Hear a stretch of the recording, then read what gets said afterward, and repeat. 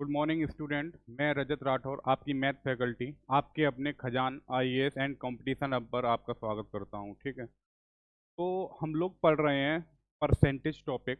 Percentage topic में हम लोगों ने कुछ छोटी छोटी बातें अभी तक पढ़ी हैं और ये पॉइंट हमने लास्ट क्लास में पढ़ा दिया था। क्या? क्यूबॉइड। बताओ बेटा, लास्ट में क्वेश्चन क्या कराया था? अच्छा अच्छा, ठीक ठीक ठीक। चलो, आपका नाम क्या है बेटा? अक्षय। आगे? वर्मा। कहाँ से आते हैं आप? देवास। दयालबाग में किस जगह? देखिए बेटा, क्या है ना, टॉपिक स्टार्ट हुआ अभी। अभी तक तो हम लोगों का सिलेबस नहीं चल रहा था, है ना। तो सिलेबस चलते चलते 4 से 5 दिन हुए हैं, तो परसेंटेज टॉपिक मैंने उठाया है। परसेंटेज टॉपिक में जो आकृतियों के ऊपर क्वेश्चन आते हैं यूपीएसआई में, वो वाले क्वेश्चन चल रहे हैं। तो अभी तक हमने कितनी आकृतियां करा दी हैं? हमने करा दिया है आपको आयत करा दिया है, वर्ग करा दिया है, वृत्त करा दिया है, घन करा दिया है, और ये घनाव स्टार्ट हुआ था। सर ये तो मेंसुरेशन का पार्ट होता है। नहीं, ये मेंसुरेशन वाले क्वेश्चन नहीं है, ये जो परसेंटेज वाले क्वेश्चन है वो क्वेश्चन कराए जा रहे हैं। सर मेंसुरेशन वाले अलग कराए जाएंगे। हाँ बेटा, मेंसुरेशन बहुत बड़ा टॉपिक है, वो अलग कराया जाएगा। सर इसमें परसेंटेज वाले कौन से क्वेश्चन आते हैं? एक क्वेश्चन लिखो, अभी आपको पता चलेगा कौन से क्वेश्चन। ठीक है, चलिए सभी लोग क्वेश्चन लिखेंगे भाई। एक घनाभ की लंबाई में एक घनाभ की लंबाई में एक घनाभ की लंबाई में 25% की वृद्धि हो जाती है। एक घनाभ की लंबाई में 25%, 25% की वृद्धि हो जाती है, कॉमा, और उसकी चौड़ाई में और उसकी चौड़ाई में 20% की कमी हो जाती है, और उसकी चौड़ाई में 20% की कमी हो जाती है, और उसकी चौड़ाई में 20% की कमी हो जाती है, कॉमा,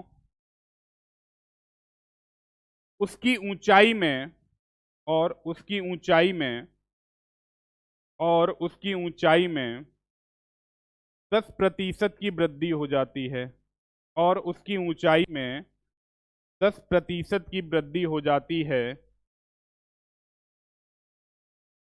तो बताइए उसके आयतन पर तो बताइए उसके आयतन पर क्या प्रभाव पड़ेगा? तो बताइए उसके आयतन पर क्या प्रभाव पड़ेगा? ठीक है बेटा, समझना। ये क्वेश्चन समझ में आ गए कैसे क्वेश्चन होने वाले हैं? ठीक है, सबसे पहले इधर देखना बेटा आप। अक्षय, घनाभ के बारे में कुछ बताओ बेटा। आप, क्या होता है घनाभ? जानकारी है थोड़ी बहुत? घनाभ क्या होता है? नहीं होता। अभी आप लिखना नहीं है ना, आप लोग करो बेटा क्वेश्चन, आप समझना। घनाभ एक ऐसी आकृति होती है जो आयत से मिलकर बनती है। आयत के बारे में पता है क्या थोड़ा बहुत? हाँ, रेक्टेंगल। रेक्टेंगल ये होता है कि आमने सामने की साइड इक्वल होती हैं। ठीक है भाई। तो जो क्यूबॉइड होता है आपका, जो क्यूबॉइड होता है वो रेक्टेंगल से ही मिलकर बनता है। ठीक है भाई। चलिए, अब ये बनता कैसे वो हम आपको बनाने की कोशिश कर रहे हैं यहाँ पर। ये आ जाएगा आपका, यहाँ से यहाँ मिला देंगे, यहाँ से यहाँ मिला देंगे, और यहाँ से यहाँ मिला दिया जाएगा। ठीक है, ऐसी आकृति आपने देखी होगी। तो ये क्या होता है बेटा? क्यूबॉइड होता है। इसकी खासियत क्या होती है? खासियत ये होती है, जो लंबाई हो गई, ये चौड़ाई हो गई, और ये क्या हो गई बेटा? ऊंचाई हो गई। ठीक है, तीनों चीजें क्या होती हैं? अलग अलग होती हैं।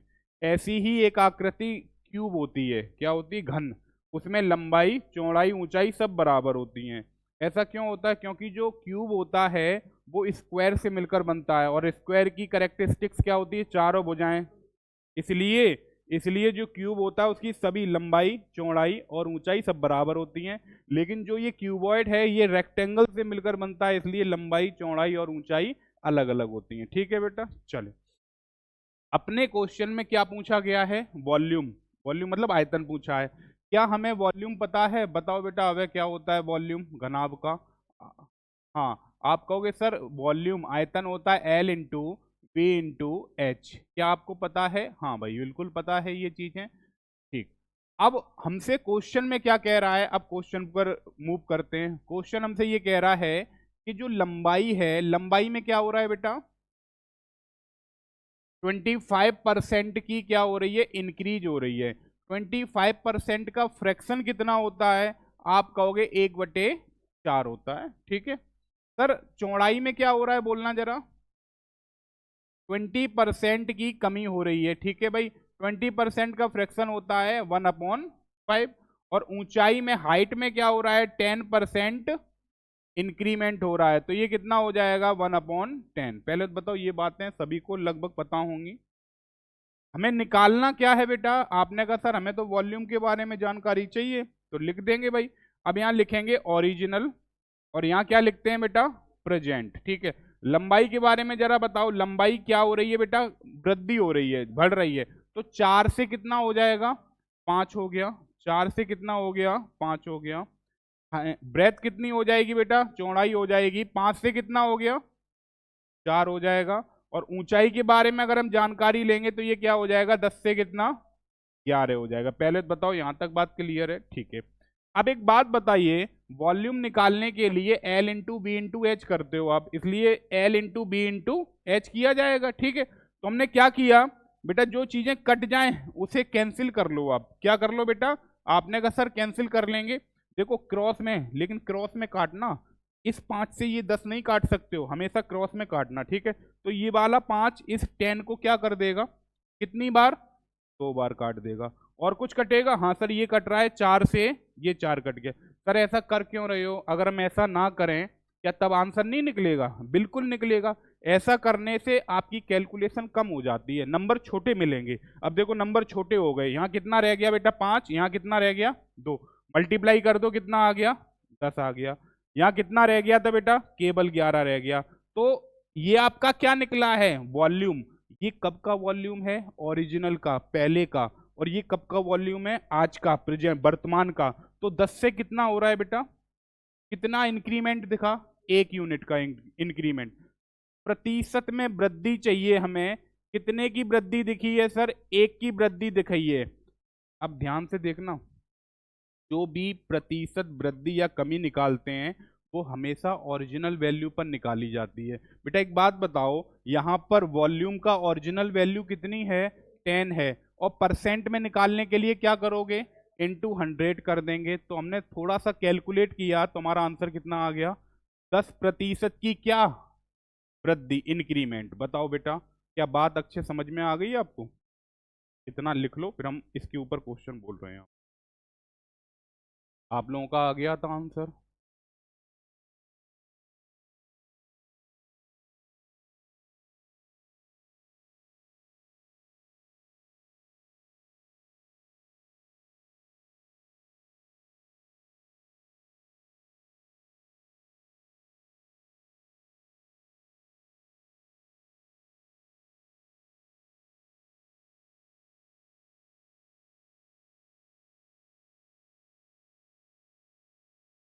आज हम लोगों के ये वाले क्वेश्चन खत्म हो जाएंगे। ठीक है बेटा, ये आपके पास 2 या 3 आकृति और रह गई हैं, तो आज खत्म, ये कंसेप्ट आज खत्म हो जाएगा। आप फिर इस परसेंटेज का दूसरा कंसेप्ट उठाया जाएगा। ठीक है बेटा, जल्दी से लिख लो फिर आगे बढ़े।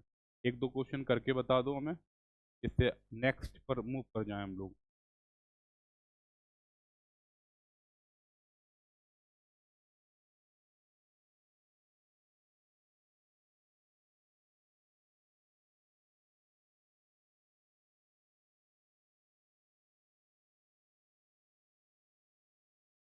ठीक है, चले आगे बढ़ें क्या।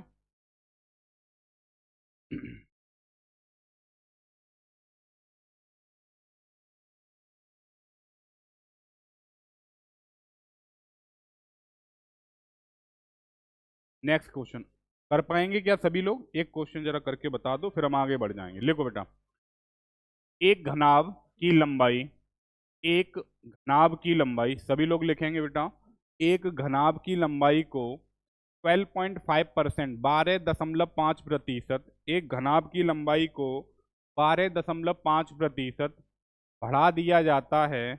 एक घनाभ की लंबाई को 12.5 घटा दिया जाता है तथा इसकी चौड़ाई को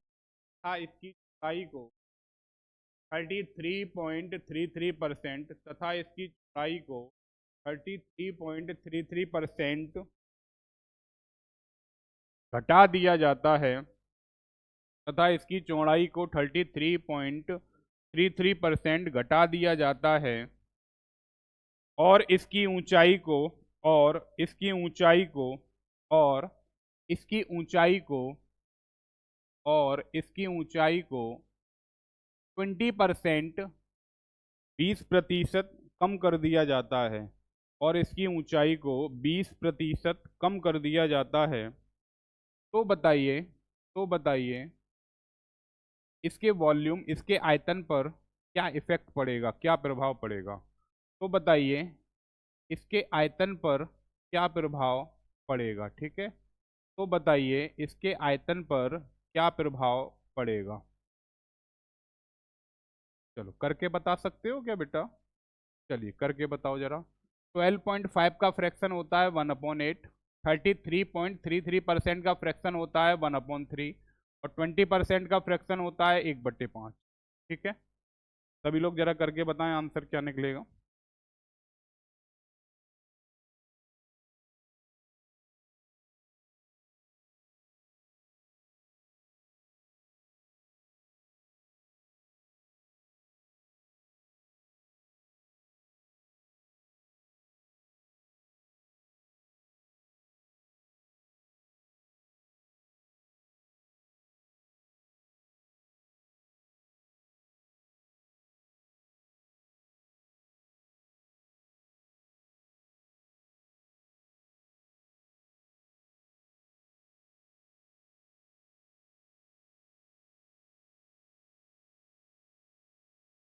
कितना? 40%? चलो आप लोग जरा चेक करके बताओ बेटा, 40 ही आ रहा है क्या?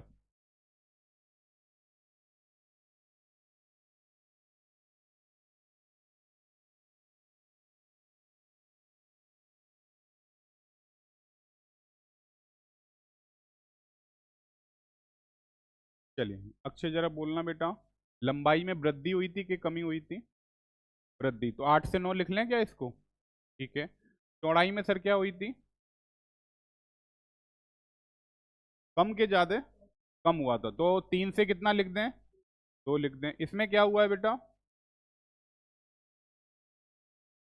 कम हुआ है। अच्छा, 5 से कितना हो गया? 4 हुआ है। वॉल्यूम निकालेंगे, पहले आप देख लो, कुछ अगर कट जाए तो काट लो। क्रॉस में आपने कहा सर बिल्कुल, हाँ बिल्कुल कट जाएगा सर, क्या कटेगा देख लेते हैं भाई। इस 4 से और ये 2 बार और ये वाला 2, इसे 2 को काट देगा। ठीक है भाई, चल सर ये 3 और ये 9 3 बार कट गया क्या? ठीक है सर, ये कितना आ गया? 5 आ गया। सर ये कितना आ गया? 3 आ गया। देखना बेटा, क्या सभी का यही आया है? अब एक बात बताओ, ये वॉल्यूम 5 से कितना हो रहा है? 3 हो रहा है। कितना डिक्रीज हो रहा है? 2 की कमी हो रही है। किस पर हुई होगी? 5 पर हुई होगी। इनटू में कितना आ जाएगा? 100। 5 से कितनी बार बेटा? 20 बार। तो आपका आंसर आ जाएगा 40% की क्या हुई है? क्या कमी हुई है? बताओ बेटा, यहाँ तक बात समझ में आ गई क्या सभी को? सभी के आंसर आ रहे हैं? चलो आगे आकृति चेंज कर रहे हैं बेटा। ठीक है, चलो नेक्स्ट आकृति है आपकी ये सब, और तो फिर बेसिक है। ये फ्रैक्शन मेथड है जो सबसे अच्छा मेथड माना जाता है। वैसे तो फिर बेसिक है। बेसिक सर कैसे करेंगे? देखो सर, बेसिक में क्या होता है? बेसिक में आपको माननी पड़ेंगी चीजें। L × B × H होता है ना बेटा? ठीक है, चलो अगर हम ये इसको करते हैं बेसिक से, तो बेसिक से क्या करेंगे बेटा? देखो लंबाई कितनी हो रही है? 8 से 9। या आप इसे परसेंट में देखो बेटा। एक बात बताओ, लंबाई में 12.5% की वृद्धि हो रही है ना? तो 12.5% का मतलब 1/8 फ्रैक्शन में होता है। लेकिन अगर इसे बिल्कुल बेसिक से करना है तो लंबाई को पहले परसेंट में कोई भी चीज कितनी होती है? 100% होती है। इसका मतलब पहले कितनी रही होगी? 100 रही होगी। अब यहाँ वृद्धि कितने की होगी? 12.5 की, तो हो कितनी जाएगी? 112.5। ठीक है, चलो चौड़ाई पहले कितनी रही होगी बेटा? 100 रही होगी। चौड़ाई में क्या हो रही है? कमी, कमी हो रही है। कमी हो रही है। अब देखो कमी करोगे 100 में से ये माइनस करोगे तो कितना है, प्रॉब्लम करेगा नहीं करेगा, है ना, प्रॉब्लम करेगा। फिर आपको गुणा करना है, फिर ये प्रॉब्लम कर जाएगा। इसलिए ये हम लोग बेसिक मेथड नहीं यूज करते हैं। सबसे अच्छा मेथड होता है फ्रैक्शन मेथड। क्या सर हर एक क्वेश्चन में फ्रैक्शन मेथड लगाना अच्छा होता? नहीं, कुछ क्वेश्चन ऐसे होते हैं नॉर्मल तरीके से करना ज़्यादा अच्छे होते हैं, उसमें फ्रैक्शन मेथड कठिन पड़ जाता है। इसलिए जो क्वेश्चन फ्रैक्शन से हो सकते हैं उनको फ्रैक्शन के थ्रू करेंगे, ठीक है। चल आगे बढ़ेंगे, अगला क्वेश्चन लिखिएगा बेटा, लिखो बेटा, अगला पॉइंट डालिएगा सभी लोग, सिलेंडर। अगला पॉइंट डालो, सिलेंडर। सिलेंडर इसे हिंदी में क्या बोलते हो बेटा? बेलन बोलते, ठीक है भाई। चलो पहले आप समझना जरा इसको। कोई बच्चा हमें बताएगा कि ये जो बेलन है, बेलन बनता कैसे है? कैसे बनता होगा बेटा बेलन? समझना। जैसे हमने आपसे कहा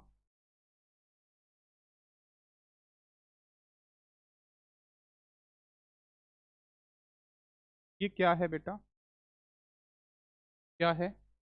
ये रेक्टेंगल है, क्या है? आयत है। अगर इस आयत को यहां से पकड़कर मोड़ना स्टार्ट कर दें, मोड़ना स्टार्ट करेंगे, मुड़ना स्टार्ट करेंगे तो यही आकृति, यही आकृति जानते हो कैसी बन जाएगी? आप कहोगे सर ऐसा कुछ बन,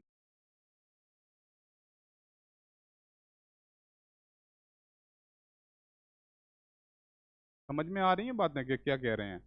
सर थोड़ा सा प्रैक्टिकल करके बता दो तो ज़्यादा बढ़िया है। दिखाना बेटा, एक पेपर दो हमें, बीच का पेपर देना जरा।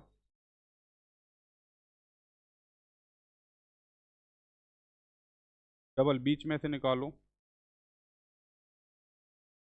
आपको पता होना चाहिए क्योंकि जितनी भी आकृतियां 3D की होती हैं उसमें से कोई भी आकृति का फॉर्मूला हमें याद नहीं करना होता है बेटा, ठीक है। सारी आकृतियां फॉर्मूले याद नहीं करने होते हैं, कुछ आकृतियां नॉर्मल तरीके से भी निकल आती हैं। देखना बेटा, ये आपको कैसा दिख रहा है? एक आयत ही तो दिख रहा है, ठीक है। अब हमने इसे मोड़ना स्टार्ट किया। अब देखो बेटा ये कैसा दिख रहा है? ये एक सिलेंडर बन गया है, सिलेंडर। क्या बन गया बेटा? सिलेंडर, ठीक है। अगर हम इसे यहां से काट दें तो ये खुल जाएगा, खुल जाएगा तो क्या बन गया? ये दोबारा आयत बन गया। इसका मतलब याद रखना, याद रखना क्या सर? याद रखना है कि जो सिलेंडर होता है ना वो आयत से मिलकर बनता है। जब इस आयत को हम ऐसे मोड़ देंगे, क्या कर देंगे बेटा? मोड़ देंगे तो ये किसका रूप ले लेगा? सिलेंडर का रूप ले लेगा। एक बताओ, जब सिलेंडर बन गया तो एक तो ये आधार दिखा है, आधार, और एक ये आधार है इसका, और ये आधार देखने में कैसा लग रहा है बेटा? सर्किल लग रहा है, और एक ये भी सर्किल लग रहा है। अब देखना बेटा, लोग बच्चे पता नहीं कैसे फॉर्मूले याद करते हैं, हमें तो ये नहीं लगता फॉर्मूले याद करना क्यों है। एक बात बताओ, आयत के बारे में आप लोग जानते हो, आयत के बारे में ये क्या रही होगी? लंबाई, और ये क्या रही होगी? चौड़ाई। जब आप इसको ऐसे पकड़ के घुमाकर मोड़ोगे मोड़ोगे मोड़ोगे मोड़ोगे तो बेटा ये मुड़कर नीचे वाला ही तो आ जाएगा ये, और ये किस में बदल गया? वृत्त में। इसका मतलब ये जो लंबाई है ना इसकी, ये वृत्त की क्या बन गई है? परिधि बन गई है। बन गई नहीं बन गई है? ठीक है। अब जरा देखो, हम इसके फॉर्मूले निकाल रहे हैं, बिना, हमें याद नहीं है लेकिन हमें तरीका पता है कैसे निकाले जाते हैं। देखो, जब कभी भी किसी भी 3D, बेटा ये 3D आकृति होती है, 3, इसकी अगर कभी भी CSA निकालना हो, किसी भी 3D आकृति का CSA निकालना हो, CSA का मतलब क्या होता है सर? वक्र पृष्ठीय क्षेत्रफल। ठीक, क्या होता है बेटा? वक्र पृष्ठीय क्षेत्रफल, वक्र पृष्ठीय क्षेत्रफल। सर ये वक्र का मतलब क्या होता है? वक्र माने घुमावदार, ये घुमा हुआ पार्ट दिख रहा है, इसी का क्षेत्रफल निकालते हैं तो वो क्या कहलाता है? वक्र पृष्ठीय क्षेत्रफल। वक्र पृष्ठीय क्षेत्रफल निकालने का तरीका जानते हो क्या होता है? आधार का परिमाप। क्या होता है बेटा? आधार का परिमाप, आधार का परिमाप गुणा ऊंचाई। सर ये जितने भी वक्र पृष्ठीय क्षेत्रफल अलग अलग आकृतियों के होते हैं, क्या सारे निकल आएंगे? लगभग 99% निकल आते हैं। 1%, एक दो आकृतियां हैं उनमें ये काम नहीं करता है, लेकिन सब में 99% में वक्र पृष्ठीय क्षेत्रफल इस तरीके से निकलेगा। देखना बेटा, बेटा एक बात बताओ, ये आधार, ये आपको सिलेंडर का आधार कैसा दिख रहा है? वृत्त, और वृत्त का परिमाप, परिमाप को ही परिधि बोलते हैं। परिमाप, वृत्त का परिमाप क्या होता है बोलना जरा। नहीं, पाई, 2 पाई r, ये होता है ना बेटा 2 पाई r। ये वृत्त का परिमाप 2 पाई। सर आर कहाँ से आ गया, ये त्रिज्या रही होगी, ठीक है भाई। चलो, इंटू ऊंचाई, ऊंचाई सर क्या है, ये h, ऊंचाई क्या है बेटा, ये h, तो इंटू h कर दो। एक बात बताओ, क्या आप, अगर आपको याद होगा वक्र पृष्ठीय क्षेत्रफल बेलन का क्या होता है, 2 पाई r h होता है, नहीं होता है। ये हमने कैसे निकाला बेटा, ये नॉर्मल तरीका है फॉर्मूले निकालने का। अगर किसी बच्चे को याद भी नहीं है ना फॉर्मूले, तो तुरंत के तुरंत हम निकाल भी सकते हो, ठीक है। अब कोई बच्चा कहे कि सर हमें संपूर्ण पृष्ठीय क्षेत्रफल और निकाल के बता दो। संपूर्ण, संपूर्ण पृष्ठीय क्षेत्रफल, संपूर्ण पृष्ठीय क्षेत्रफल, ये कैसे निकाला जाता है। सर संपूर्ण पृष्ठीय क्षेत्रफल का मतलब, संपूर्ण पृष्ठीय क्षेत्रफल का मतलब जानते हो क्या होता है, वक्र पृष्ठीय क्षेत्रफल और प्लस, प्लस ये जो रह गए हैं इनका क्षेत्रफल। बेटा एक बात बताओ, देखने पर आपको आधार कितने दिख रहे हैं, एक ये दिख रहा है और एक, कितने आधार हो गए, 2 आधार। तो संपूर्ण पृष्ठीय क्षेत्रफल निकालने का तरीका होता है CSA और प्लस के 2 गुणा आधार का क्षेत्रफल, 2 गुणा आधार का क्षेत्रफल, 2 गुणा आधार का क्षेत्रफल। बताओ भाई यहां तक ठीक है। क्या आपने CSA निकाल लिया था, CSA कितना निकला है, आप कहोगे सर 2 पाई r h प्लस के 2 गुणा, सर 2 का गुणा क्यों कर रहे हो, क्योंकि 2 आधार हैं, ठीक है।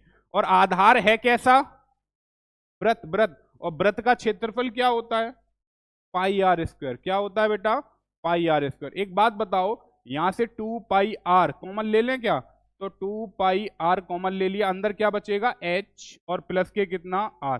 अगर आपको याद होगा तो टोटल सरफेस एरिया का फॉर्मूला यही होता है, याद है क्या कुछ, चलो नहीं याद है तो आप देखना जाके, ये फॉर्मूला होता है टोटल सरफेस एरिया का। अब एक बार आयतन का फॉर्मूला और निकालेंगे सर हम, वॉल्यूम का फॉर्मूला आयतन का। अगर हम आयतन का फॉर्मूला निकालते हैं, आयतन का मतलब क्या होता है ये बताओ बेटा, किसी भी आकृति का आयतन का मतलब क्या होता है, आयतन का मतलब होता है उस आकृति के जैसे मान लो एक बोतल है, वो बोतल रखी है पानी की, उसका आयतन पता करना। आयतन का मतलब होता है कि उसके अंदर कितनी क्वांटिटी आएगी, है ना। अब जैसे ये बोतल 1 लीटर की है, तो इसका आयतन कितना हो गया, 1 लीटर हो गया। इसका मतलब ये सिलेंडर है, अब इस सिलेंडर के अंदर कितनी क्वांटिटी आएगी। आयतन निकालने का मतलब जानते हो क्या होता है, आधार का क्षेत्रफल, आधार का क्षेत्रफल, और गुणा क्या होता है बेटा, ऊंचाई। आधार का क्षेत्रफल गुणा क्या होता है, ऊंचाई। बेटा आधार कैसा है इसका, वृत्त, तो ये क्या हो गया, पाई r², और ऊंचाई कितनी ले रखी है आपने, h। तो जरा बताओ सिलेंडर का आयतन का फॉर्मूला याद है क्या आपको, ये होता है पाई r²h। लेकिन सर ये यहाँ पर क्यों बता रहे हो, यहाँ पर सिर्फ हम आपको समझा रहे हैं, यहाँ पर उतना यूज भी नहीं है। यहाँ पर तो हम कौन से क्वेश्चन कर रहे हैं, परसेंटेज वाले क्वेश्चन कर रहे हैं। जब ये मेंसुरेशन टॉपिक आएगा ना, तब इन चीज़ों का बहुत यूज होगा, तब आपको जानते हो काफ़ी सारे फॉर्मूले याद रखने पड़ेंगे। लेकिन फॉर्मूले काफ़ी सारे याद रखने से अच्छा है उनके तरीके सीख ली जाए। अगर हम फॉर्मूला भूल भी जाएं तो हमें तरीका अगर पता है ना, तो हम तुरंत निकाल भी लेंगे, निकाल लेंगे नहीं निकाल लेंगे। मान लो आपको ये फॉर्मूला याद नहीं है, लेकिन आपको ये तरीका पता है कि निकाला कैसे जाता है, तो हम तुरंत निकाल लेंगे वहां पर। बताओ यहाँ तक बात क्लियर है, पहले आप इतना लिखो, ठीक है भाई। तो बेटा ये पेपर,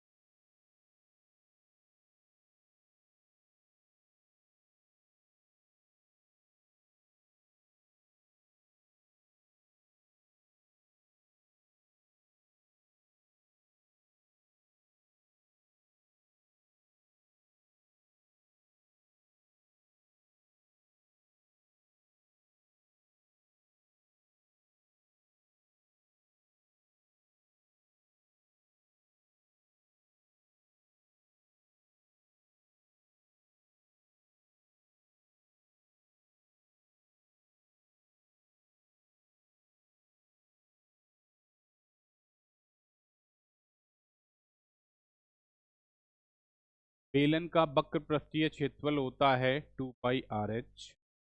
बेलन का आयतन होता है पाई आर स्क्वायर एच। बेलन का संपूर्ण पृष्ठीय क्षेत्रफल होता है 2 पाई आर ब्रैकेट में आर प्लस एच। ठीक है। बेलन की आकृति जो है वो किससे बनती है? आयत से बनती है।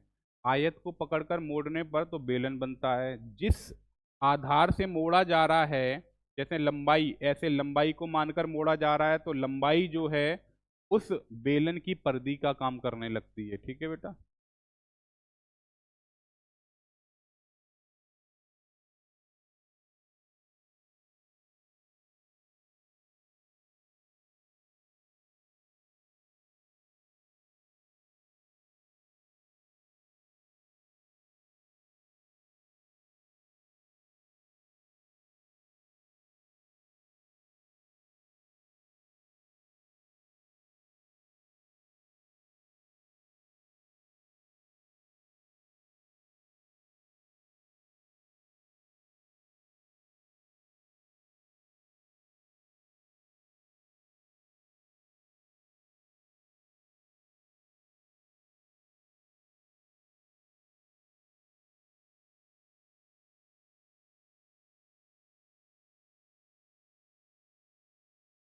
हो गया। एक क्वेश्चन लिखेंगे इसके ऊपर। बोले बेटा।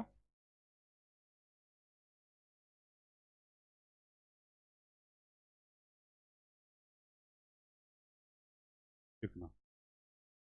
एक बेलन की त्रिज्या को एक बेलन की त्रिज्या को एक बेलन की त्रिज्या को 33.33% एक बेलन की त्रिज्या को 33.33% इंक्रीज कर दिया जाता है, बढ़ा दिया जाता है। एक बेलन की त्रिज्या को 33.33% बढ़ा दिया जाता है तथा इसकी ऊंचाई को तथा इसकी ऊंचाई को 11.11% तथा इसकी ऊंचाई को 11.11% कम कर दिया जाता है। 11.11% कम कर दिया जाता है तो बताइए इसके वॉल्यूम, इसके आयतन पर, तो बताइए इसके आयतन पर क्या इफेक्ट पड़ेगा? तो बताइए इसके आयतन पर क्या प्रभाव पड़ेगा? कर पाओगे क्या? चलो पहले एक क्वेश्चन हम करा रहे हैं, उसके बाद आप लोग जरा करिएगा। देखना बेटा जरा सभी लोग, पहला क्वेश्चन बेलन से रिलेटेड पहला क्वेश्चन जरा समझो। बेटा एक बात बताओ, त्रिज्या में क्या कर रहे हो आप? इतने की वृद्धि, इसका फ्रैक्शन ये होता है। ऊंचाई में क्या कर रहे हो? 1/, इसकी कमी कर रहे हो। एक बात बताओ, अभी आपने बेलन का वॉल्यूम लिखा था, क्या लिखा था बेटा फॉर्मूला? आप कहोगे sir pi pi r square h, यही लिखा था। एक बात बताइएगा, ये जो पाई है, ये जो पाई है, पाई की वैल्यू अगर हम बात करते हैं 22/7 होती है या 3.14 होती है। इसका मतलब पाई की वैल्यू कभी बदलेगी क्या? नहीं बदलेगी। तो ये वैल्यू क्या हो गई बेटा आपकी? कांस्टेंट हो गई है। क्या हो गई है? आप कहोगे सर ये वैल्यू तो हमारी क्या हो गई है? कांस्टेंट हो गई। अगर जो चीज कांस्टेंट हो गई है तो उसका इंपोर्टेंस खत्म हो गई, उसकी महत्वता खत्म हो गई। तो हम ये कह सकते हैं जो ये वॉल्यूम है हमारा, जो ये वॉल्यूम है हमारा, वो डायरेक्टली प्रोपोर्शनल किसके हो गया? आर स्क्वायर और एच के हो गया। पहले तो बताओ ये बात समझ में आई है? सर ये साइन काय का लगाया? डायरेक्टली प्रोपोर्शनल मतलब अनुक्रमानुपाती का। सर ऐसा क्यों करना पड़ा? करना कुछ नहीं पड़ा, नहीं भी करोगे तो भी आपका आंसर निकलेगा। हम सिर्फ ये समझा रहे हैं जो बेलन का आयतन है वो किसके ऊपर निर्भर करता है? त्रिज्या के ऊपर और ऊंचाई के ऊपर। ठीक है। अब अपने क्वेश्चन पर आ रहे हैं। हमने क्या लिखा? यहाँ ओरिजिनल लिखेंगे और यहाँ क्या लिखेंगे बेटा? प्रेजेंट। अब आप ये देखो बेलन के आयतन में त्रिज्या त्रिज्या के ऊपर कितनी पावर लगी हुई है? तो इसका मतलब त्रिज्या को कितनी बार लिखा जाएगा? 2 बार। ऊंचाई एक बार लिखी है तो ऊंचाई एक बार लिखी जाएगी। पहले बताओ त्रिज्या में क्या हो रही है? वृद्धि। तो रेडियस यहां लिख देंगे बेटा। रेडियस 3 से कितनी हो जाएगी? 4 हो जाएगी। सर इसे कितनी बार लिखना पड़ेगा? 2 बार। या तो आप 2 बार लिख दो या तो आप यहीं पर इसका क्या कर दो? स्क्वायर कर दो। दोनों तरीके बता के चल रहे हैं। या तो आप 2 बार लिख लो। सर 2 बार क्यों लिख रहे हो? क्योंकि फॉर्मूले में आर स्क्वायर है।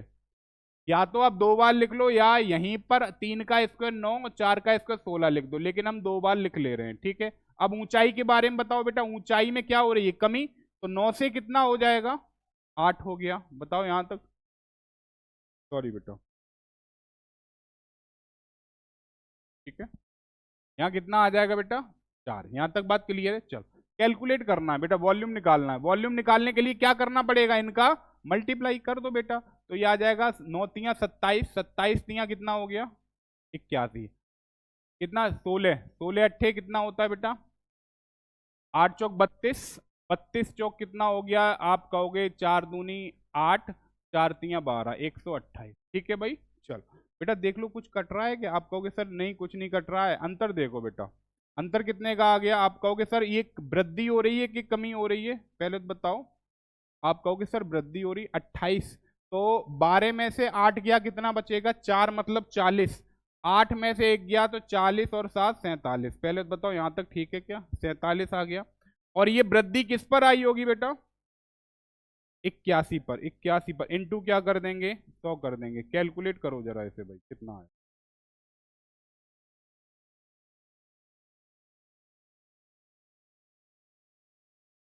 ये आपका आंसर आ जाएगा, ठीक। चीजें सभी को समझ में आनी चाहिए भाई, कुछ भी डाउट हो, कैसा भी डाउट हो, तुरंत आप लोग डिस्कस करिएगा। बताओ बेटा, अच्छे, कोई प्रॉब्लम, समझ में आ गया, एक बार कैलकुलेट कर लो, बताओ आंसर कितना।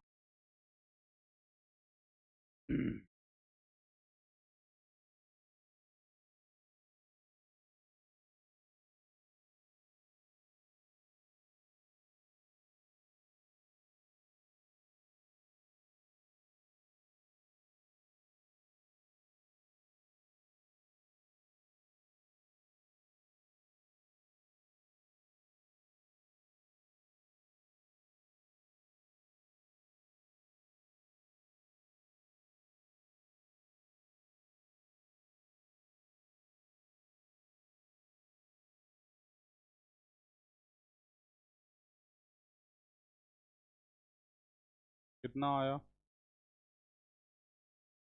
कित सॉल्व करो इसे।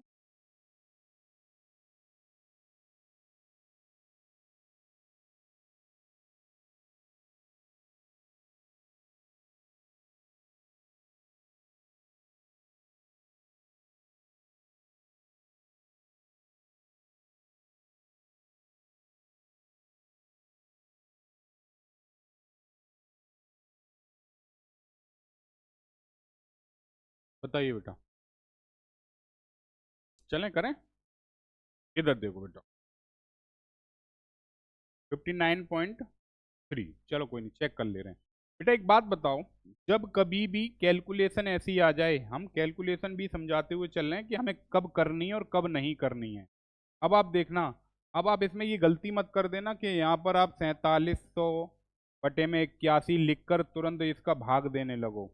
बेटा ये तो फिर पागलपन है, पागलपन है, कटे बहुत प्रॉब्लम आएगी भाग करने में। तो इसे थोड़ा सा यहाँ रोक देंगे, क्या कर देंगे बेटा, रोक देंगे। और थोड़ा सा एक बात बताओ, क्वेश्चन जो होंगे उनके ऑप्शन तो होंगे ना बेटा हमारे पास, बिल्कुल होंगे।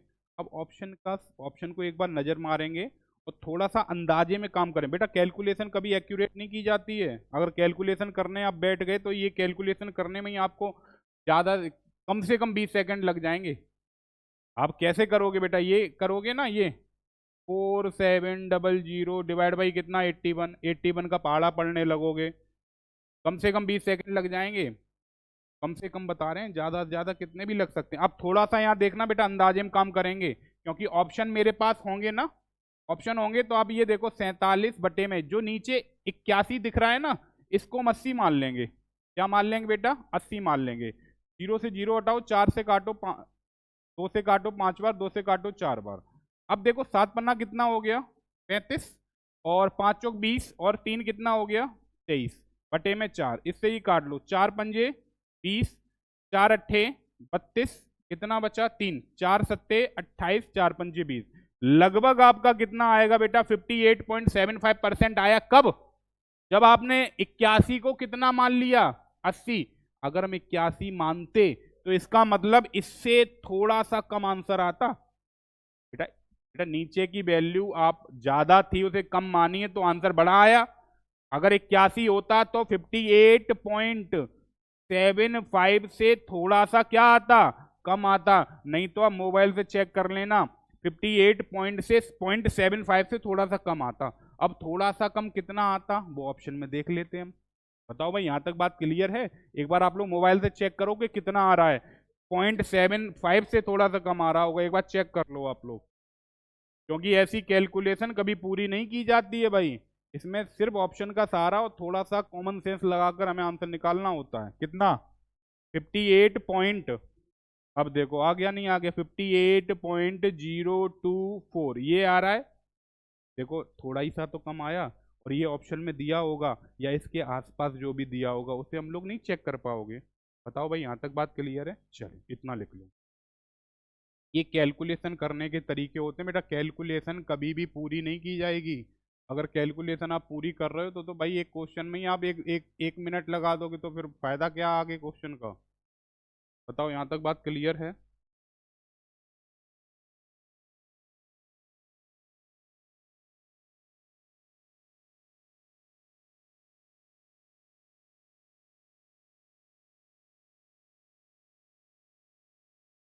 तो इसमें क्या हो रहा था बेटा, ये तो वृद्धि हो रही थी ना, वृद्धि हो रही थी, ये साइन ऊपर लगाइएगा, वृद्धि हो रही थी बेटा। ठीक है,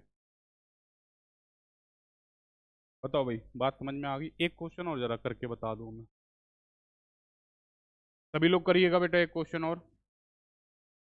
एक बेलन की त्रिज्या को एक बेलन की त्रिज्या को 10% बढ़ा दिया जाता है।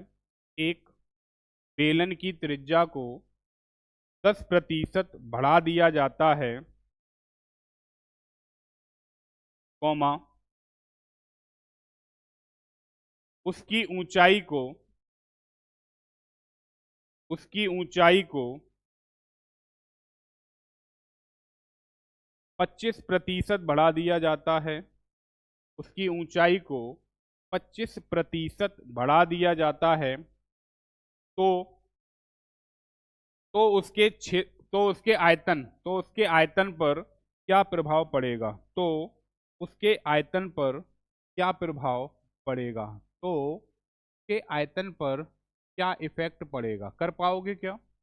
चलो जरा करके बताएं। तो उसके वॉल्यूम पर क्या इफेक्ट पड़ेगा? आना चाहिए बेटा सभी का। 10% रेडियस में इंक्रीमेंट हुआ है तो 10% का फ्रैक्शन कितना होता है बेटा? 1/10। और हाइट में कितना हुआ है बेटा? 25% इंक्रीमेंट हुआ है ना इसमें भी, तो ये आ जाएगा 1/4 इंक्रीमेंट। तो यहाँ लिख लेंगे ओरिजिनल और यहाँ क्या लिखेंगे? प्रेजेंट। करो बेटा जरा सभी लोग।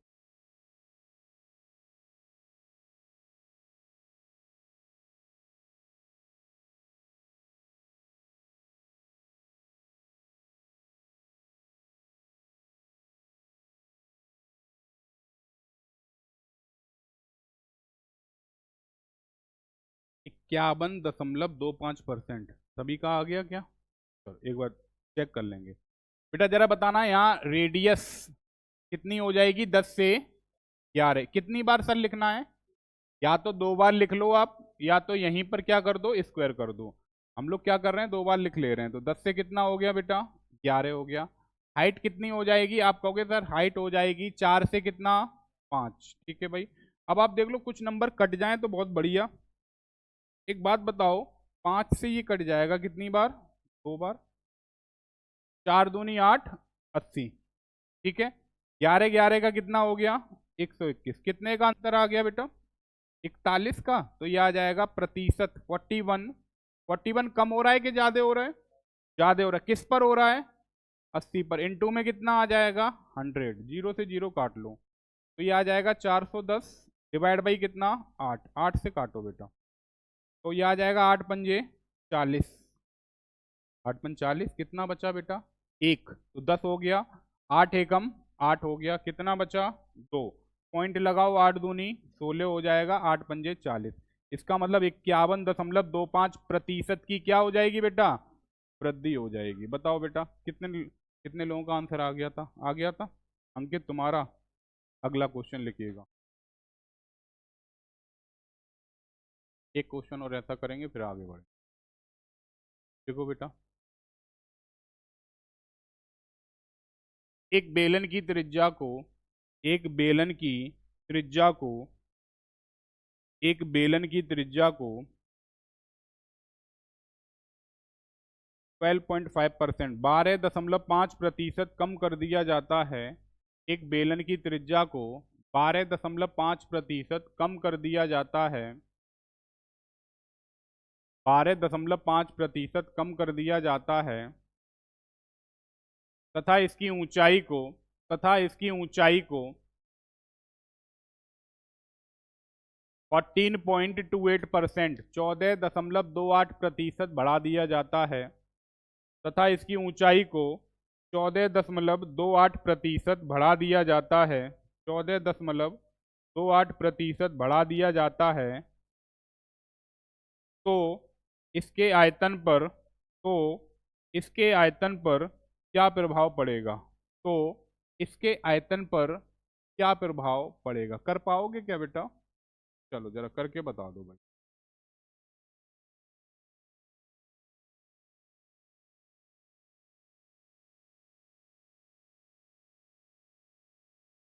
रेडियस में क्या हो रहा है बेटा, बोलना। 12.5 की 12.5% की कमी, 12.5 का फ्रैक्शन होता है 1/8। और हाइट में क्या हो रहा है बेटा? 14.28% की क्या वृद्धि? 14.28 का मतलब होता है 1/7। 1/7, ठीक है। चल लगाओ जरा तरीका, क्या करना होता है हमें।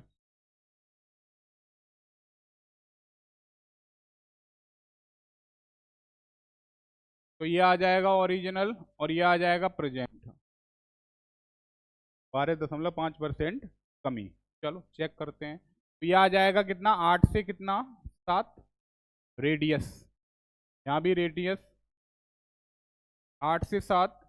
और हाइट हो जाएगी बेटा कितनी आपकी? 7 से 8। ठीक है, देखना बेटा जरा, सही है क्या? ठीक है। चलो अबे देखो भाई, चलो आगे बढ़ो भाई। बेटा देखो कुछ कट रहा है क्या? हाँ सर ये कट गया। और सर ये भी कट जाएगा क्या? हाँ। तो सर मेरे पास तो नंबर कितना रह गया? 8 से कितना? 7। 8 से 7 हुआ, कितने की कमी दिख रही है? 1 की कमी दिख रही है। तो प्रतिशत कमी निकालनी है हमें। प्रतिशत कमी, तो ये आ जाएगा 1 की कमी। सर किस पर दिखी होगी? 8 पर दिखी होगी। इंटू में क्या कर देंगे सर? तो इसे कैलकुलेट करोगे तो आंसर आ जाएगा 12.5% की क्या कमी। है आपका आंसर। बताइए बेटा, कोई प्रॉब्लम, कोई दिक्कत, परेशानी? समझ में आ रहा है चीजें? इसी में थोड़ा सा अच्छा क्वेश्चन करेंगे, ठीक है बेटा। लिखो।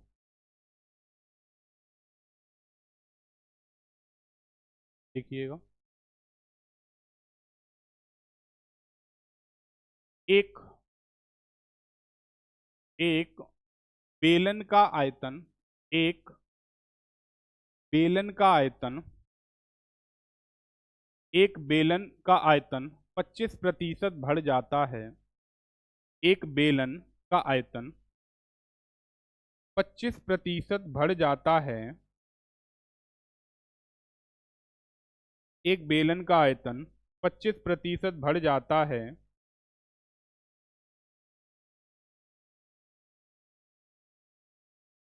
जब इसकी त्रिज्या को जब इसकी त्रिज्या को जब इसकी त्रिज्या को 20% बढ़ा दिया जाता है। जब इसकी त्रिज्या को 20% बढ़ा दिया जाता है तो बताइए इसकी ऊंचाई पर तो बताइए इसकी ऊंचाई पर क्या प्रभाव पड़ेगा? तो बताइए इसकी ऊंचाई पर क्या प्रभाव पड़ेगा? ठीक है। अब ध्यान से समझना बेटा ये क्वेश्चन। बेटा अभी तक हम लोग आयतन निकाल रहे थे, अब लेकिन आयतन दे दिया है, पूछा क्या गया है? चाहिए। ध्यान से समझना क्या करेंगे। जरा बताओ, वॉल्यूम में क्या हो रहा है बेटा, आयतन में क्या हो रहा है? 25% की वृद्धि, 25% का फ्रैक्शन 1/4 वृद्धि हो रही है। त्रिज्या में क्या हो रहा है बेटा? 20% की क्या वृद्धि, तो 1/5। ठीक है बेटा, चलो अब इसे थोड़ा सा ध्यान से समझना बेटा। इस बार आपसे एच पूछा गया है, ठीक है। हमारा तरीका वही रहेगा, ओरिजिनल और प्रेजेंट, ठीक है भाई। अब इधर देखना, जरा रुक जाओ बेटा जरा। वॉल्यूम इक्वल टू, वॉल्यूम बराबर क्या होता है बेटा? पाई आर स्क्वायर एच। पहले तो बताओ ये बात समझ में आ रही है? सोचकर बताना। अगर हमें एच की वैल्यू निकालनी है, किसकी वैल्यू निकालनी है? एच की वैल्यू। तो अब सोचकर बताओ एच की वैल्यू निकालने के लिए कैसे करोगे? ये वॉल्यूम के नीचे कौन आ जाएगा बेटा? पाई, और कौन आ जाएगा? यही तो आएगा। क्या एक बात बताओ, यहां पर पाई का रोल था क्या कुछ भी? पाई तो कांस्टेंट था। इसका मतलब एच निकालने के लिए वॉल्यूम में भाग कितने का दिया जाएगा? आर स्क्वायर का। यही तो किया जाएगा। अब लेकिन ये ना करके फिर सर कैसे करेंगे? ध्यान से समझो। पहले तो आप फ्रैक्शन लिख लो। क्या लिखेंगे बेटा? रेडियस का फ्रैक्शन लिखो। रेडियस कितना है? 5 से कितना हो जाएगा? 6। कितनी बार लिखना पड़ेगा? 2 बार। सर 2 बार लिखने से अच्छा है यहीं स्क्वायर कर दे रहे हैं हम। 5 से 6 का मतलब 36। पहले तो बताओ यहां तक ठीक है? चलो अब वॉल्यूम का फ्रैक्शन लिख लेंगे। वॉल्यूम कितना है बेटा? 4 से कितना? 5। 4 से कितना? 5। यहां तक ठीक है क्या? चल, हमें निकालना क्या है? एच। अब एच निकालने के बेटा यहां ध्यान से समझना, एच निकालने के यहां पर दो तरीके बनेंगे। एक तो ये तरीका, एक दूसरा तरीका। पहले ये वाला तरीका देखो, डिवाइड वाला। बेटा एक बात बताओ, डिवाइड वाला तरीका क्या है? वॉल्यूम में किसका भाग देना है? आर स्क्वायर का। अब देखो वॉल्यूम यहां पर कितना है? 4, और यहां आर स्क्वायर कितना था? 25। सर यहां पर वॉल्यूम कितना है? 5, और आर स्क्वायर कितना था? 36। पहले तो बताओ यहां तक ठीक है क्या? अच्छा। सर इसको सॉल्व करना आता है क्या? नीचे क्या लिया जाएगा? एलसीएम। लेकिन रेशियो में एलसीएम लिखा नहीं जाता है, तो हमने नीचे मान लिया 25 और 36 का एलसीएम हमने गुणा उड़ा नहीं किया, बस ऐसे ही मान लिया 25 इंटू कितना?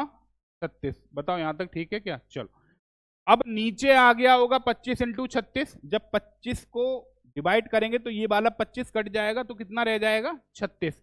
और 36 इंटू कितना करोगे? 4। यहां लिख दो, गुणा नहीं करना है अभी। यहां तक ठीक है? अब यहाँ 36 का 36 में भाग दोगे तो 25 इंटू 5 करोगे तो कितना हो जाएगा? 125 हो जाएगा।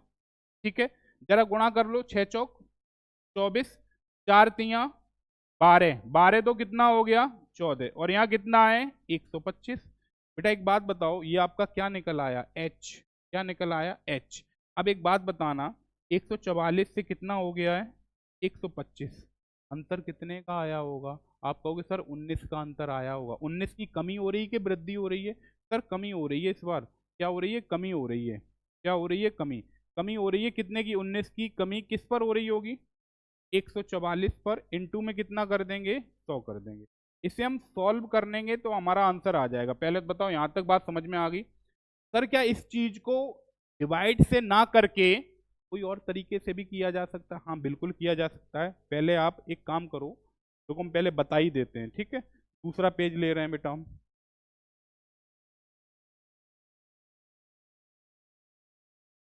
ओरिजिनल, और यहाँ कितना था? प्रेजेंट। रेडियस हमने लिख रखी थी कितनी बेटा? 25 से 36। और वॉल्यूम कितना लिख रखा था? 4 से 5। वॉल्यूम लिख दिया था हमने 4 से 5। ठीक है भाई, चलो ध्यान से समझना बेटा। एक तो तरीका वो हो गया डिवाइड वाला। सर दूसरा तरीका क्या हो सकता है? दूसरा तरीका है तो छोटा, लेकिन उसमें कुछ आपको याद रखनी है। अगर आप वो कमी कर दोगे या वो गलती कर दोगे तो आंसर अलग हो जाएगा। क्या याद रखना है आपको? वॉल्यूम को नीचे रखना है। ऐसा नहीं कि वॉल्यूम को आप ऊपर रख दो, वॉल्यूम को नीचे रखना है, और रेडियस को ऊपर रखना है। ठीक है, अब करेंगे क्या सर? इसका गुणा इधर करो। कितना हुआ? 125। अब जो 125 है उसे इधर नहीं रखना है, रखना किधर है? इधर रख देना। बात समझ में आ रही? ठीक है सर। इसका गुणा, इसका गुणा इधर कर दो। अब जो 144 आएगा उसे रखना इधर है। कितना आ गया बेटा? 144। ये आपका क्या निकल आया? एच निकल आया। अब देखो 144 से कितना हो गया? 125। कितने की कमी दिखी है? आप कहोगे सर कमी हमें दिखी है कितने की? 19 की कमी दिखी है। और ये कमी किस पर दिखी होगी? 144 पर। इनटू में कितना आ गया? 100। यहाँ से सॉल्व कर लेंगे तो हमारा आंसर आ जाएगा। अब आपको देखना इसमें क्या बात है भले ही ये छोटा आपको दिख रहा है लेकिन ये खतरनाक है। अगर थोड़ा सा भी आपने इधर उधर कर दिया आंसर अलग आ जाएगा। तो पहली बात क्या याद रखनी है? वॉल्यूम हमेशा क्या रखना है? नीचे। और अगर रेडियस दे रखी है तो रेडियस के ऊपर रखना है। और अगर हाइट दे रखी है तो हाइट के ऊपर रखना है। फिर क्या करना है? जब आप क्रॉस मल्टीप्लाई करोगे तो इधर का मल्टीप्लाई इधर रखना है और इधर का मल्टीप्लाई इधर रखना है। लेकिन सर इस वाले में तो ऐसा हुआ ही नहीं था। इसमें कुछ नहीं करना है। इसमें आपको कुछ भी ध्यान नहीं देना है। कोई भी चीज कहीं भी रख दो। वॉल्यूम ऊपर भी रख दो नीचे भी रख दो कोई फर्क नहीं पड़ेगा। बस आपको ये पता होना चाहिए एच निकालने के लिए हमें क्या करना होता है? वॉल्यूम में आर स्क्वायर का क्या करना है? भाग। कोई भी कहीं भी रख दो। इसमें कोई प्रॉब्लम नहीं है। बस उसमें प्रॉब्लम ये है कि आपको थोड़ी बातें याद रखनी पड़ेंगी। वो तरीका है तो सही लेकिन उसमें गलतियां होने के चांस भी ज़्यादा होते हैं। ठीक है बात समझ में आ रही? चल इतना लिख लो फिर आगे बढ़ते हैं। टाइम है। यहाँ तक बात क्लियर है? जल्दी से लिख लो।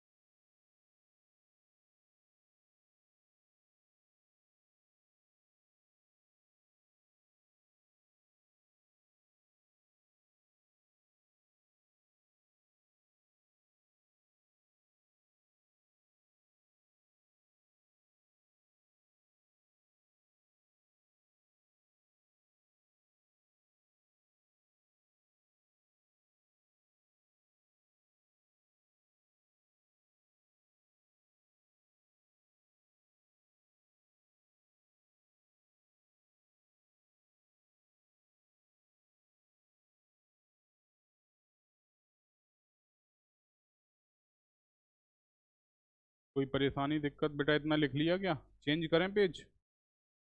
पेज और ये भी लिख लो।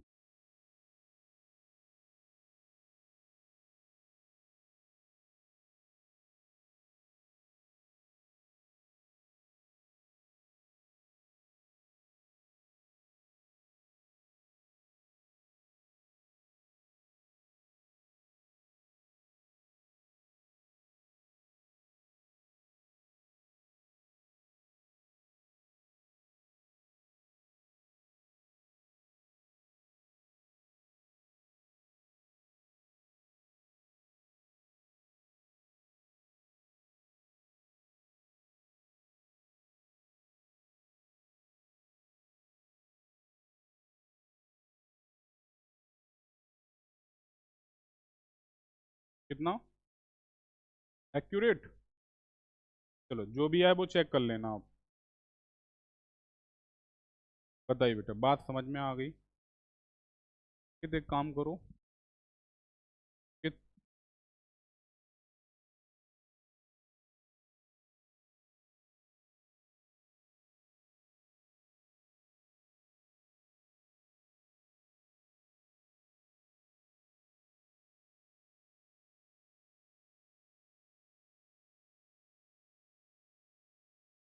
बताओ भाई, समझ में आया? कोई प्रॉब्लम, डाउट? तो आज हम लोग यहीं पर रखते हैं, ठीक है।